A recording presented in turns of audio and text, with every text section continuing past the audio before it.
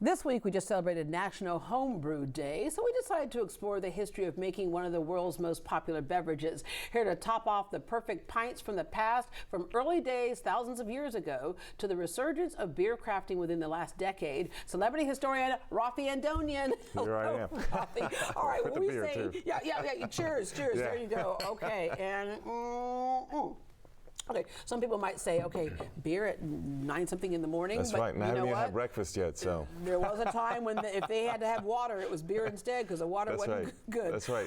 When we say historian, you look at the history of absolutely everything. That's just kind of how your mind works, though. So how did something get to this point? That's right. I mean, to me, it's fascinating to see the development of how and why we have what we have around us, whether it's social or whether it's something like this, a product like beer.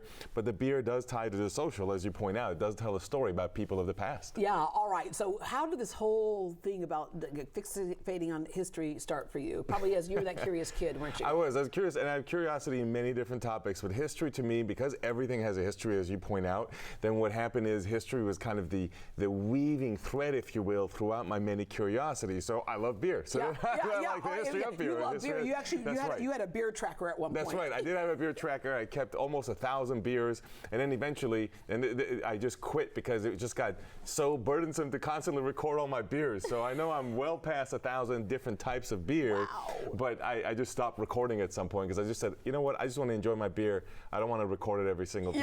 Yeah. All right. Beer and brewing, the history started, thousands of years ago. That's right. And like many things, we trace it back to at least ancient Mesopotamia.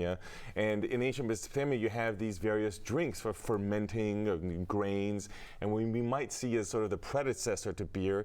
You might even argue, the fermentation of honey, which is how you get, different lambics or meads, is something that you can consider the origins of beer, which you see in ancient China as well.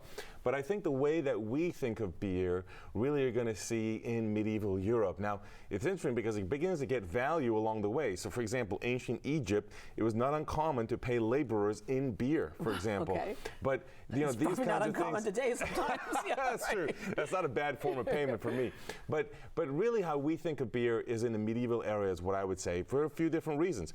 So, for example, you have monks, and monks were often, of course, fasting. And when they're fasting, then they're going to use beer to help fill them up, and that's when they get the kind of frizziness that we associate with beer, that frosty thing, that texture, and that helps you kind of fill up a little bit more.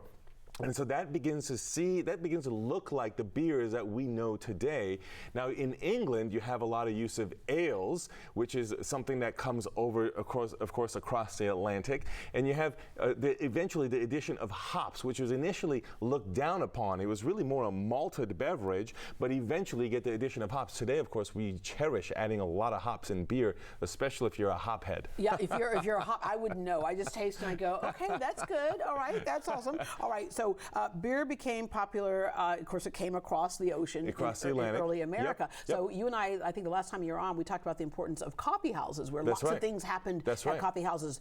Political discussions, a whole bit. That was in the morning. By afternoon, it was happy hour. Now beer has politics that's similar to coffee houses too. So, for example, in the American Revolution, you have this turning against anything that's English. So, kind of like they moved from tea to coffee. We've talked about in the past. It's similar actually with beer, because there's a couple of things going on. Number one, in the colonial period, as you point out, water, sometimes you're going to question its security, so beer was pretty common. It was also seen as an alternative to more heavy drinks like gin, which was common in England. In America, you had rum and whiskey, which were very common. So after the American Revolution, however, because beer was associated with England, there was actually a turning away from beer and away from rum, which was coming from the Turkic colonies of England. There was a tea party, and turning away from tea. Party about That's right. Yeah. And so it's kind of a political statement, and then eventually to focus on whiskey. So, for example, why is bourbon created here in the United States? Because we're experimenting with whiskey in that early 19th century period as we're trying to move away from beer. But that wasn't entirely what was going on, because there's also the beginnings of a temperance movement, which eventually, 100 years later, ends up culminating with Prohibition. And temperance said, we don't like that liquor stuff. Beer is actually better because liquor can wreck homes because it's too strong. So I always thought it was like Prohibition was just everything, but they were kind of okay with beer. And they were exactly, they were favoring, at least at that point in time. But what's interesting about Dr. Benjamin Rush actually wrote a paper about this. Benjamin Rush is a signer of the Declaration of Independence.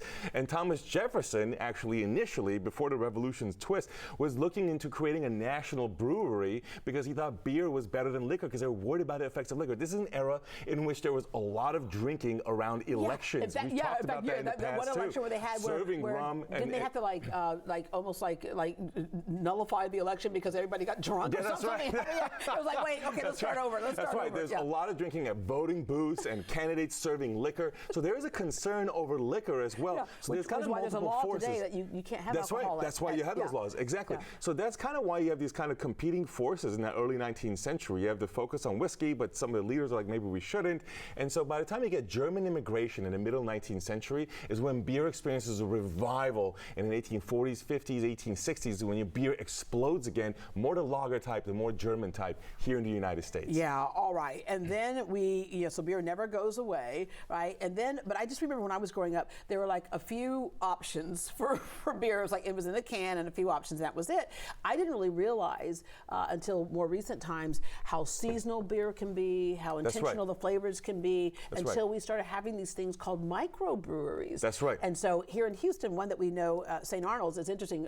Brock Wagner's been on the show before. He was brewing in his dorm room at Rice University, and then he went into banking. But he thought, but my passion is it's a good thing he went into banking because he opened a business, so you could always rely on a business degree. Yeah, but yeah, he said, I finally decided I'm going to open a microbrewery. That's right. And what I would say about here in Texas, it does start with that German immigration in the mid 19th century that I mentioned that brought beer back into favor. You have Shiner, which of course is part of that wave. You have Lone Star, which actually was started in part by Adolphus Busch, who started Anheuser-Busch, which is in St. Louis. So there were connections between Texas and St. Louis here.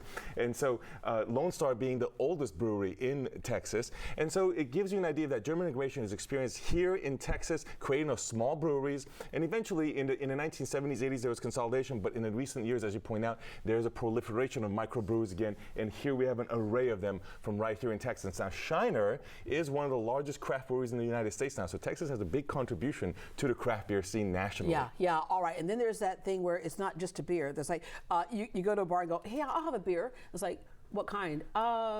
Light, you want an IPA, you want a lager, you want I have no idea. More than ever, there's a whole variety, and each of those has its own different story, whether it's the lager, the ale, the porter, which was an English attempt to combine different kinds of beer that were malted into one style. So all of them have their particular story and had different favors at different points. But of course today, with like we said, the proliferation of microbrews, there's actually more than ever before, more types of beer available at your fingertips than ever in the history of the world. You know, that's right. Like wines, exactly. Yeah. That's so, right. But it's crazy because I'm like, when I was sitting there, I go, okay, what?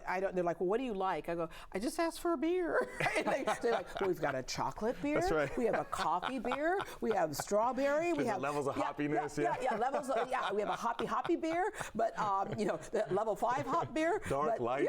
All of that type of stuff, and you're going to get different flavors and a whole bit. But when I mentioned seasonal earlier, there's some things that they are in line. If it's strawberry season, they may have a strawberry one. That's right. Then, right. And that's not uncommon historically speaking either. So historically in the ancient world, you would have different kinds of spices in each of the different beers. So you might have ginger, you might have oregano, you might even have carrots and cheese thrown into that. Even fruit you can have thrown in there. Yeah. So historically, adding different flavors to beer is a thing. So today when we do the seasonality of adding different flavors, it feels new and fresh, but really we're hearkening back thousands of years. Yeah, all right. When they roll around to October, guess what they have? A pumpkin spice beer. That's right, exactly. All right, Raffi, thank you so much. This is the guy that I want sitting next to me on a long plane flight, right? Because it'll pass by like that. For more fun historical facts, links to some of our favorite Houston breweries, or to learn more about Raffi Andonian, visit greatdayhouston.com. We'll be right back.